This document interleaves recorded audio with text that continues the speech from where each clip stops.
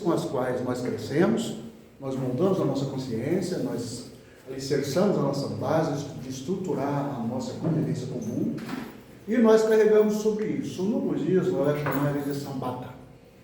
E em tradução da língua sânscrita, Sambata quer dizer grilhões, correntes, certo? Coisas que nos aprisionam, que nos coloca naquele universozinho, você entendeu? Ali, a gente não consegue sair dele, fica ali, naquele loop infinito, né? Mas isso aí não é, assim, um bicho de sete cabeças e também não deixa de ser uma coisa que a gente não tem que preocupar.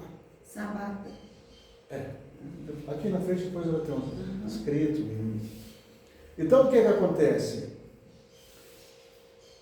Nós entramos nessa esfera de crenças limitantes e vamos aqui debulhar o que são elas, como surgem e como combatê-las. Esse é o nosso objetivo, né? Não aqui nesse curso, não numa palestra em outro local, mas na nossa existência, no nosso meio. Porque nós somos moldados naquilo que está à nossa volta. Se você vai lá para a China, uma hora, sem você perceber, você está falando chinês.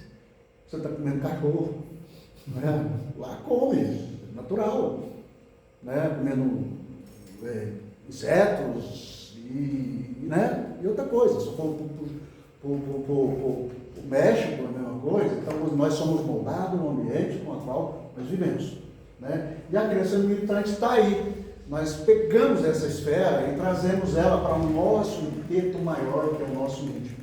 Então, são ideias aceitas como verdade que restringem nossa percepção e ação. Ah, eu sou assim. Eu fui criado assim. Eu aprendi assim. Gabrielão, síndrome de Gabrielão. Síndrome de Gabriela. Certo? Ah, sabe? Para a gente não entrar no contexto psicológico, o que é isso, o que é aquilo e tal, é as zonas de conforto que nós abraçamos, nós levamos em consideração. Falta um pouquinho de estudo também, né? Verdade. No budismo, isso está dentro dos venenos da alma, esse comodismo. Nós temos alguns princípios que são os venenos que nós temos que evitar na nossa existência, e esse pragmatismo de ficar martelando a nossa mente surge como uma situação que atrapalha a minha evolução espiritual, atrapalha o meu ser. Sabe aquele amigo que quando chega com você fala, poxa, eu tenho que tolerar essa criatura de novo? Você entendeu? É assim.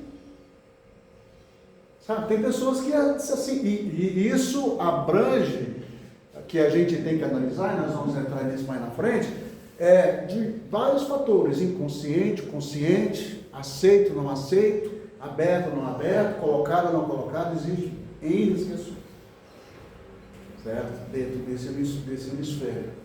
Então, essas ideias, a gente com o tempo vai moldando ela. É igual a construção de uma casa. Você vai pôr um tijolinho, vai crescendo, e até que ela toma um corpo. Quando ela toma um corpo, você vai trabalhar outra coisa dentro dessa casa, que é o acabamento e outras coisas mais. Até que um dia você fala assim, pronto, essa casa não precisa mexer mais nada, né? E eu vou passar para dentro e estou morando. Então, essa ideia, ela nos remete a, dentro do budismo, várias questões. O sofrimento nasce da forma como interpretamos a realidade. O sofrimento, ele existe, não é porque ele aconteceu. Uma vez eu ouvi um palestrante comentar uma coisa, falando sobre a questão de determinados valores morais que a gente tem, ele colocando como sentimento, e sendo que é emoções, né? Não há quem eu julgo sobre isso, é a maneira que ele interpreta, cabe a mim respeitar, Mas existem certos valores, por exemplo, igual a esse aqui, que é a questão do sofrimento, ele é interpretado, ou seja, na nossa realidade, é o querer, ou seja, eu quero um iPhone. Vou brigar com o iPhone. Mas quando esse iPhone chega, perde totalmente a natureza dos fatos. Mesmo que esse sofrimento não foi assim, agonia de trabalhar, etc. Tal, ele conseguiu, de uma forma ou de outra, alguém prosperou, ele ganhou um dinheiro, aí comprou, beleza, de boa. Mas essa ação, ela é um sofrimento interno, porque se ele não conseguisse, nós temos que pensar um pouco mais além disso. Se ele não conseguisse, como é que seria? Como é que eu ia moldar? Aí a pessoa fala assim, porque aquele indivíduo que ele é carente, ou seja, desfavorecido, que mora na favela, aí ele rouba um iPhone, etc.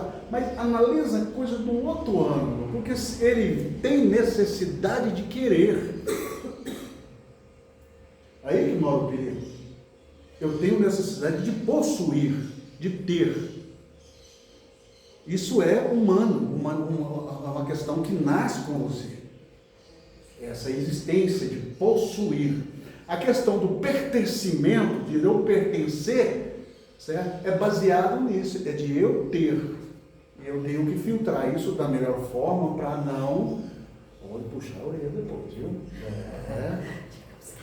Então, esse detalhe é sofrimento. De uma forma bem simples, sutil, mas é sofrimento. Só para a gente entender.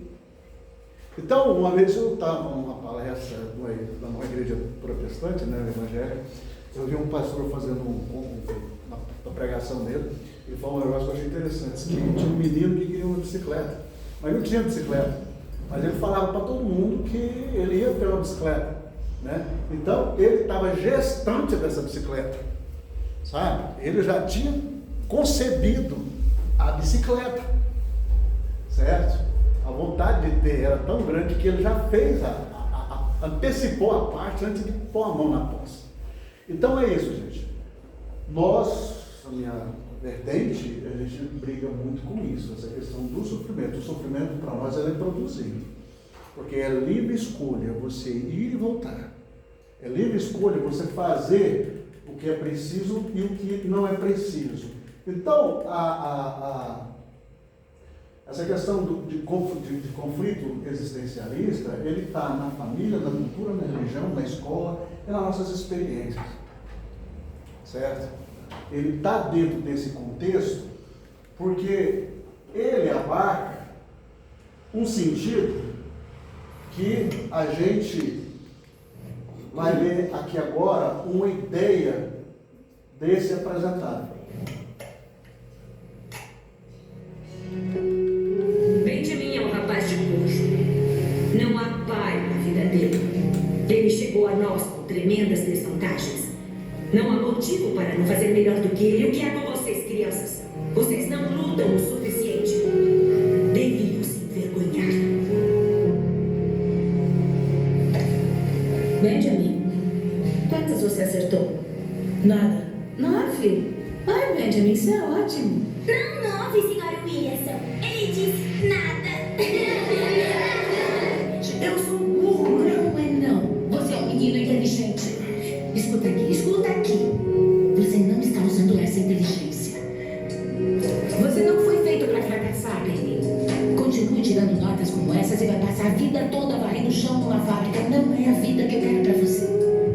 Também não é a vida que Deus quer para você. Você é inteligente.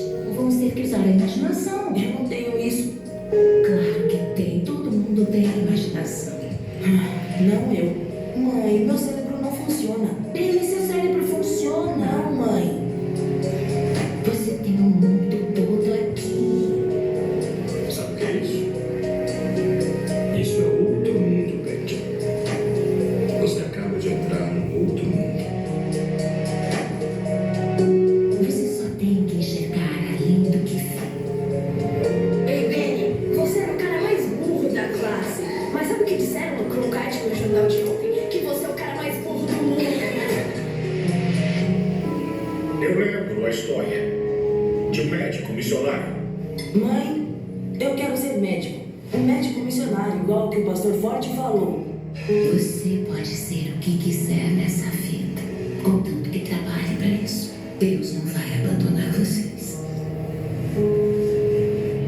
Vocês assistem televisão demais. Nem tanto, mas com os outros. Não se preocupem com os outros. O mundo todo está cheio de outros. O que vamos fazer com o nosso tempo livre? Boa pergunta. Vocês vão à biblioteca pegar 2 livros e no fim de semana vão me dar um resumo escrito do que vocês leram. Vocês 2 vão começar agora. Por que perdem tanto tempo vendo televisão? Se usarem esse tempo para desenvolver o que Deus lhe deu, não vai demorar para que os outros vejam vocês na TV. Como a senhora se sustenta? Eu limpo casas e sou babá. É o que eu posso fazer.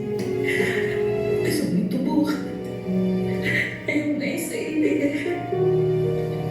Mãe, preciso de ajuda. Você pode ler aqui pra mim? Eu preciso de óculos de leitura. Por que você não me diz do que se trata? Eu não quero que meus filhos acabem do mesmo jeito.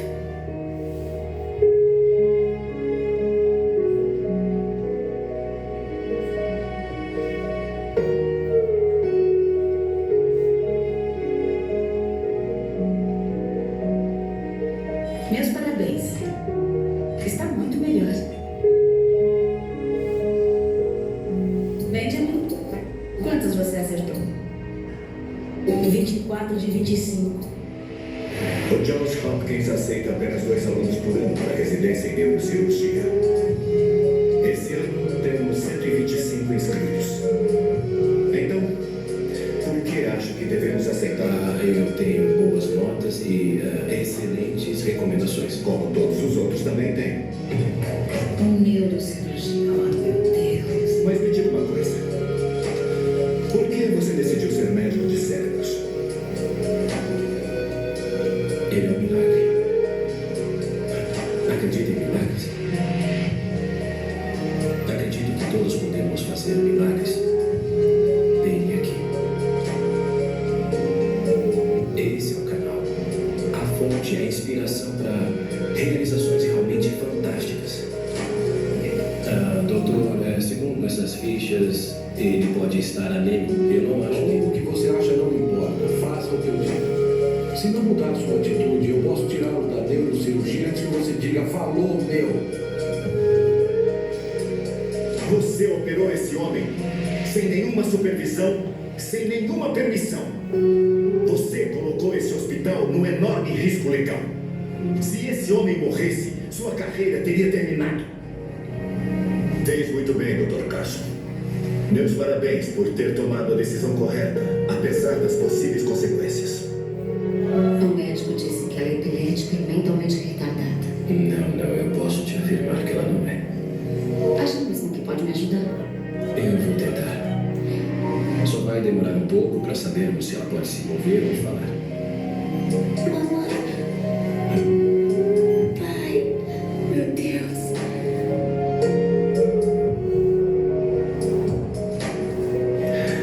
Gêmeos, craniópagos occipitais nunca sobreviveram ambos à separação. Se não forem separados, vão passar o resto da vida na cama, de costas. Você vai fazer isso mesmo? Isso nunca foi feito. Em situações como essa, um bebê sempre morre.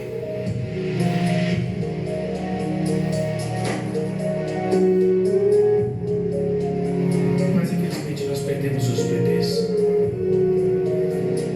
Eu sinto muito. Não pude fazer nada. Você não vai recuperar os seus bebês salvando esses. Mas mesmo se falhar, ao menos fez alguma coisa.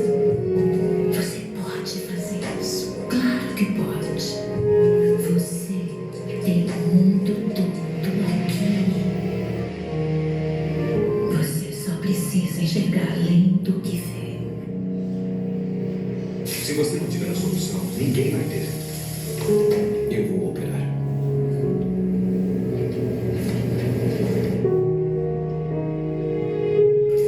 Os gêmeos Rausch sobreviveram à cirurgia e voltaram para a Alemanha, onde vivem hoje.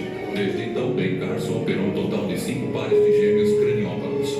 Ele operou centenas de crianças.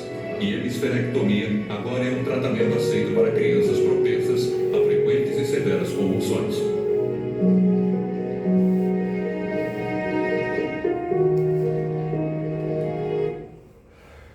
quis trazer aqui esse vídeo, porque se você analisar, ele está cheio de bullying, não é isso?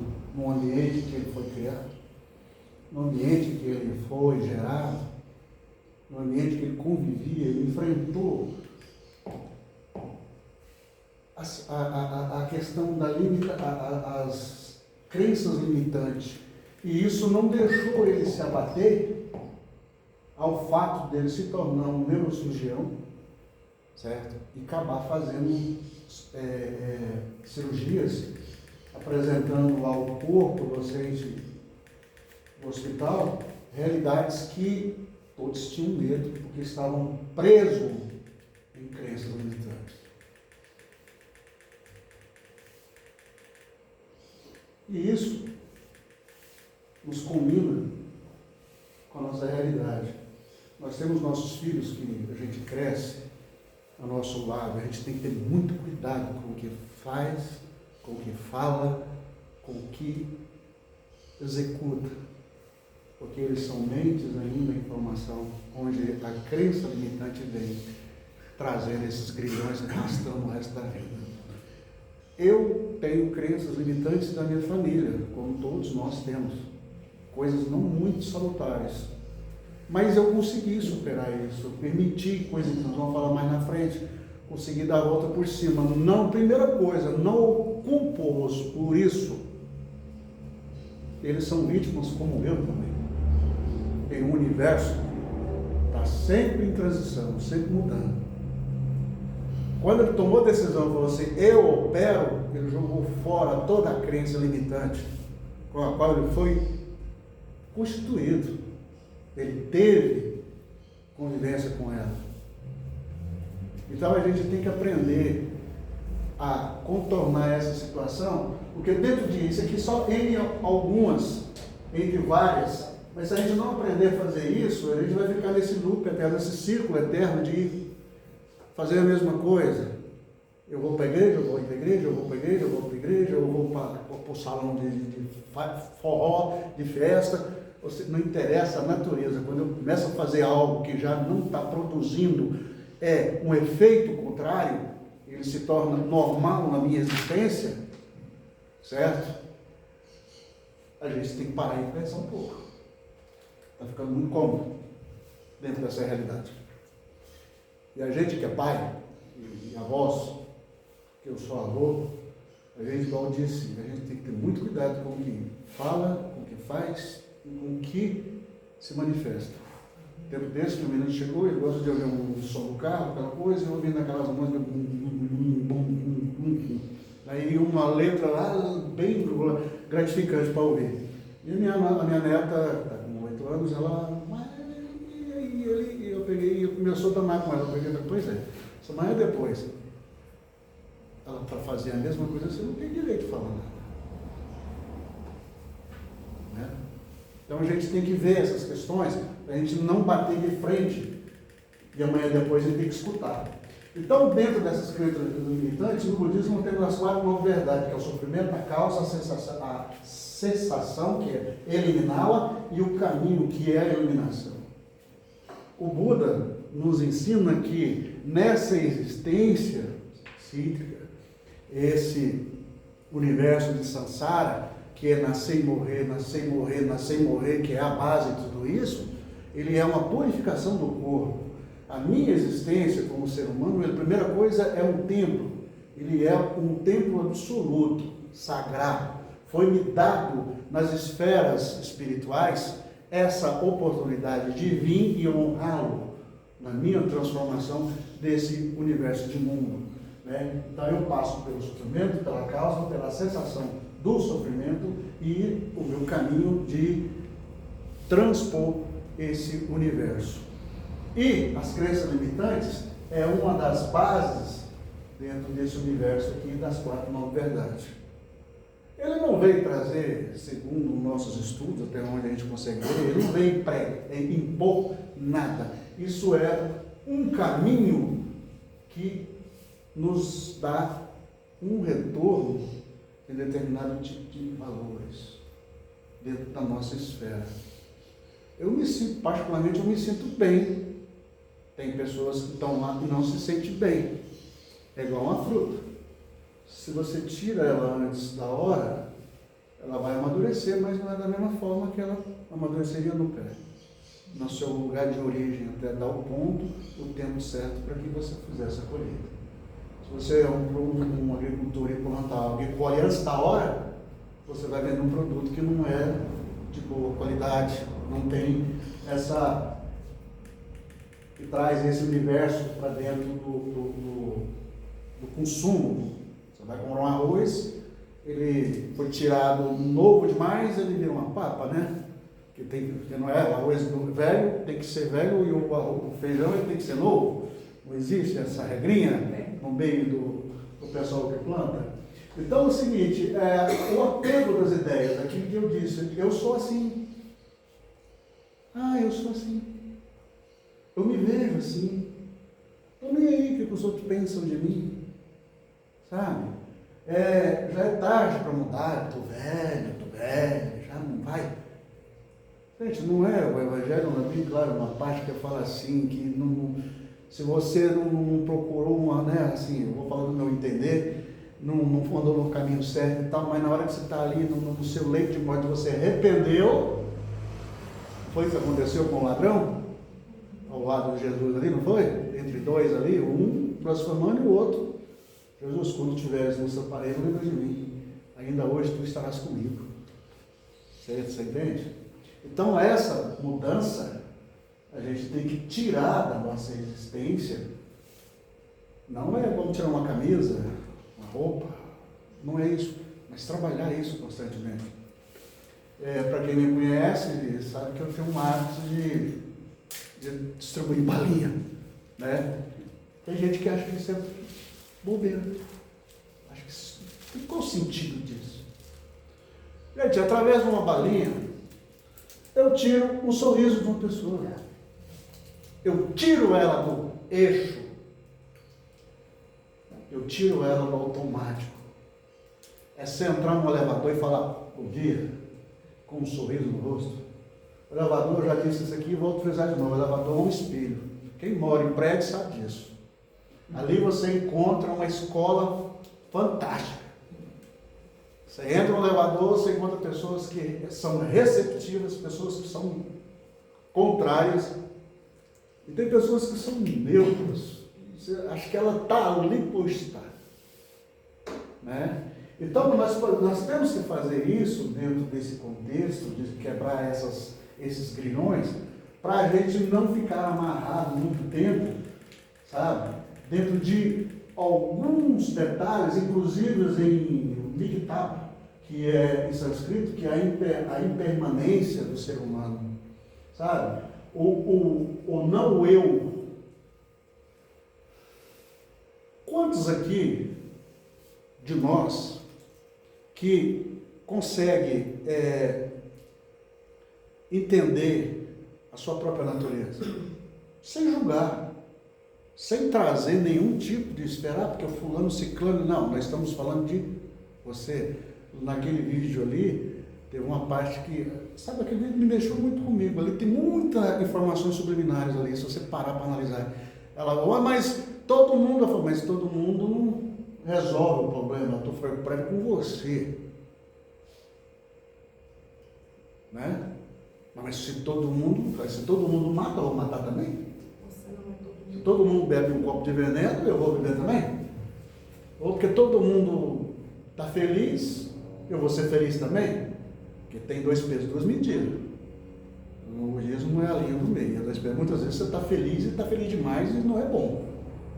Certo? Qual foi um relato que eu ouvi hoje da mãe da minha nora comentando que lá que ela mora em Itapuranga, nesse jogo que teve recente agora do Brasil, um menino de 8 anos, um vizinho da região deles lá, que é quase próximo assim, e o menino brincando, comemorando a história do Brasil, estava tão alegre que foi soltar um rojão, uma bombinha, não sei lá, como já sabe, e gritou tanto que caiu no chão e deu uma parada cardíaca.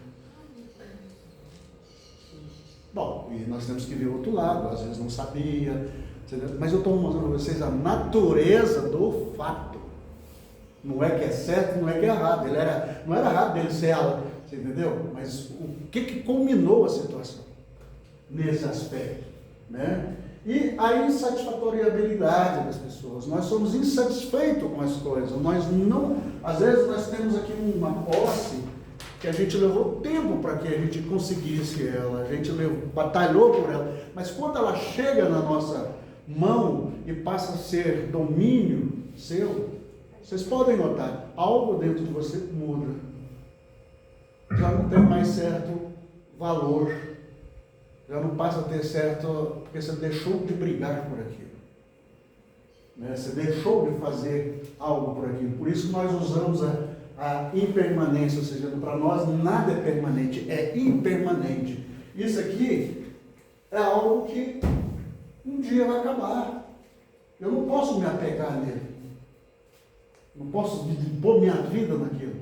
Um carro, que é o que muita gente faz, dinheiro, você entendeu? Eu não posso fazer isso, porque ele é impermanente. Uma hora acaba.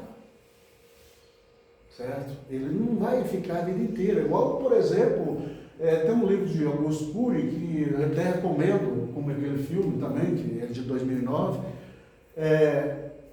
chama A Ditadura da Beleza. Gente, se vocês lerem aquele livro e ver o que uma mulher se produz, o que ela leva, assim, no conceito psicanalítico, tá? Não me entendam mal, e muitas vezes vocês estão falando, não é assim, você está sendo agregado, você está sendo levado, você está sendo você entendeu? Você foi induzido, às vezes você faz as coisas por naturalidade, certo? Por sugestões que te apresentam, uma marca, uma moda, certo?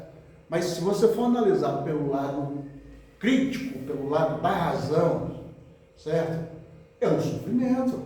Você depila, você tem que arrancar cutícula, você entendeu? Tem que estar preocupado, sabe esse negócio? Às vezes não dói, mas é um universo. Aí nós vamos pegar, para ser um pouco mais abrangente, aquelas que vivem nisso, as modelos. Tem que ter um corpo, sabe, bem apessoado para aquilo, tem que andar no casca de ovo. Gente, é igual ser mãe. Ser mãe que passa pela gestação. Não é isso? Aí ela sabe o que é ser mãe. Se ela não tem uma gestação, ela não sabe o que é mãe. Porque ela não passou pela experiência, ela não viveu aquilo.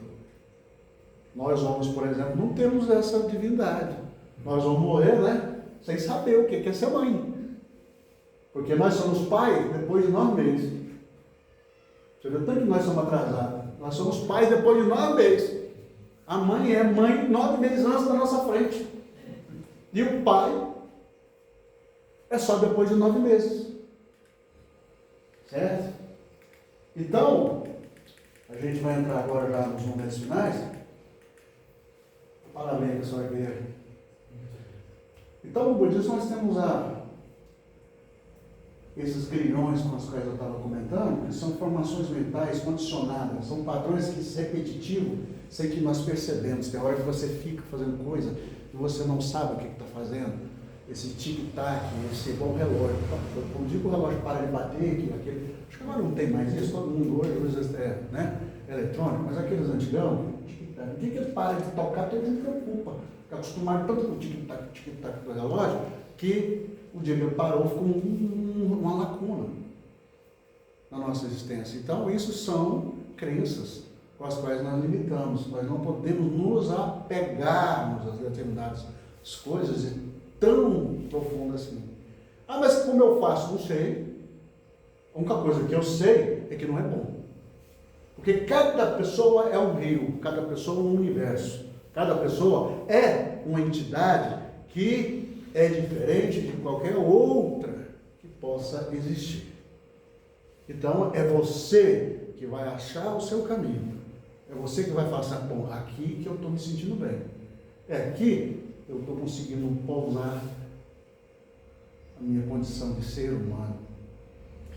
Aqui não é pedra em telhado de vidro de ninguém, certo? Mas o mal, principalmente dentro da questão da religiosidade, dentro das religiões, é ficar preocupado com situações que estão além da nossa pertinência. Gente, por que eu tenho que ficar preocupado com o meu espírito? Eu tenho que brigar. Se o meu corpo, que é a que recebe ele, que é o templo, vive sujo, eu não cuido, eu não falo bem, eu não tenho um pensamento correto, eu não tenho uma visão correta, eu não tenho uma atitude correta, o que ele vai fazer dentro de mim? Nós acreditamos nisso. Então eu tenho que fazer faxina, é por inteiro, não é só por cima, esconder a sujeira debaixo do tapete. Sabe, a gente professar nossa fé, a gente pedir, a gente comungar. Ou antes mesmo de eu pedir para Ciclano, Beltrano e outros, eu tenho que ver a mim, as minhas limitações. A Kênia, que é uma das minhas alunas, entre outras aqui, de vez em quando ela que faz mais esse trabalho.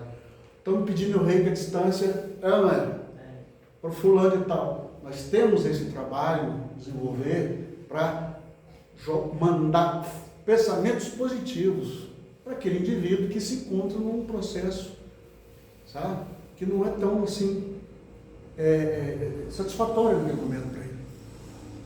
Ah, isso a gente agradece? Não. Pelo contrário. Muito pelo contrário. Eu fico feliz enquanto tem uma pessoa que chega para mim e fala assim, nossa, aquela sessão de reiki que você fez em mim, isso me ajudou muito. Mesmo que ele esteja mentindo para mim. Eu tenho certeza que não é isso. Eu não ia falar algo tão profundo assim. Gente, é bom, alimenta o nosso entendimento de que nós estamos num caminho certo. Aquela senhora que está sentada ali, ó, eu conheço ela desde lá, não é ou não é? Onde eu comecei meu curso, sabe? Mas um dia eu fiquei todo de testa com ela aqui, falou, mas você aqui, eu sabia que você está aqui, eu vim aqui. Por quê? Porque a gente tem, sabe, a gente quebrou nossas crenças limitantes entre a gente, né? Dentro desse universo. Então, nós aplicamos aqui, entre vários mantras, nós temos esse aqui. A mente é a forjadora de todas as coisas. Ele está no livro do Dharma Papa. É um livro canônico que nós temos, né? Como uma Bíblia dentro do cristianismo. Então, a mente é a forjadora de todas as coisas. Isso é tão verdade, eu provo para vocês, por A mais B, uma criança que acabou de nascer agora. Está limpo. Não tem nada aqui, a não ser o instinto. Chorar, comer, jogar para fora aqui comer e dormir. Esse é o instinto. Não é? Mas forjar, ou seja, formar na mente outras coisas vai ser com o tempo, que nós já conversamos aqui. Um ambiente com o qual ela vai passar a existir. Então, conclusão. Quando a observação substitui a crença, surge a liberdade. Para a gente refletir. Reconhecer, questionar, experimentar e libertar. Não adianta nada. Você me fez me perdoa. Sim, te perdoo. Mas você não libertou aquela pessoa, esse perdão seu não tem valor nenhum. Experimentar, viver aquilo, eu falei sobre a gestação, experimentar, claro, eu não tenho essa capacidade, mas convivo com alguém, né? Convivo, participo, né? Questionar, toda a fé, eu acho que até Kardec deve ter batido muito nisso, meu conhecimento do Kardec é um pouco mais, Kardec é questionador, certo? É questionador, questionar. Não é assim, por que isso? Não é essas perguntas levianas e vazias. É o sentido moral dessa essência, sabe? E reconhecer, apesar que eu fui de trás para frente, mas reconhecer a atitude, a ação, o mérito do que isso possa estar dentro da nossa existência, né? Em suma, para a gente fazer uma reflexão mais profunda, é fazer uma autoanálise do que realmente, primeira coisa, o que eu sou. Eu sempre começo, hoje eu não fiz abordagem, mas nós temos um hábito de dizer que a gente começa qualquer tipo de diálogo com a frase: quem sou eu? Quem é você? Quem sou eu? Quem é você? Para um leigo, uma pessoa que não está buscando muito o conhecimento, que é a linguagem que ele usa, ele acha isso uma coisa muito empanada, muito boba, mas não é reflexiva, é profunda. A minha esposa agora está escrevendo um livro infantil, e ela estava lendo para mim lá, sabe? Livro infantil, ela leu uma parte que me... Sabe, a hora que ela leu aquilo que me deu, sabe? Saudade é o amor gritando por dentro. Gente, isso foi profundo. Saudade é o amor gritando por dentro. Ela viu, né? Ela conseguiu enxergar além da matéria, além da, sabe? Ela foi vamos dizer assim, na questão dinâmica do espaço físico, da existência, do que nos gera, certo? Saudade é o amor gritando dentro de mim. Então, com essa reflexão, eu vou encerrar por agora, porque nesse inteiro aqui, se tiver alguma coisa que não ficou assim muito explicado, ou não bateu um pouco com o seu ponto de vista, vocês podem dar cascudo naquela mulher ali, ó. Eu falei, mas me pegou de última hora. Ela me ligou e cedo, falou, pelo amor de Deus, me ajuda. Eu falei, vamos ver o que nós faz. Né? Mas é essa a mensagem que eu queria trazer para vocês. Muito bom. Sabe, porque é assim, eu admiro qualquer tipo de pensamento crítico, analítico, eu admiro. Passo horas, tempo, buscando, sabe, de debater, conversando com as pessoas e respeitando tudo isso, primeiramente. Então eu tenho uma profunda admiração por Kardec. Leio algumas obras dele e tenho assim, sabe, quase que eu vou fazendo essa barganha de conhecimento, porque como eu sou mestre de Reiki, tenho vários alunos de várias vertentes religiosas, de comungação de fé, e eu tenho que estar preparado para ele, né? Eu tenho que estar preparado para ele, tanto que quando eu comecei a ler alguns livros dentro da questão de Umbanda, eu desmistifiquei muita coisa, a minha fé, sabe, a minha crença limitante, foi por água abaixo. Foi. Porque eu fui criado, eu fui educado, eu fui moldado de que diabo é diabo, Deus é Deus, você entendeu? E nenhum dos dois, e quem está no meio se leva fogo. Mas não é bem assim que as coisas fazem, né? Então, eu quero agradecer a vocês por essa oportunidade e pela paciência e gratidão. Namastê. Aleluia.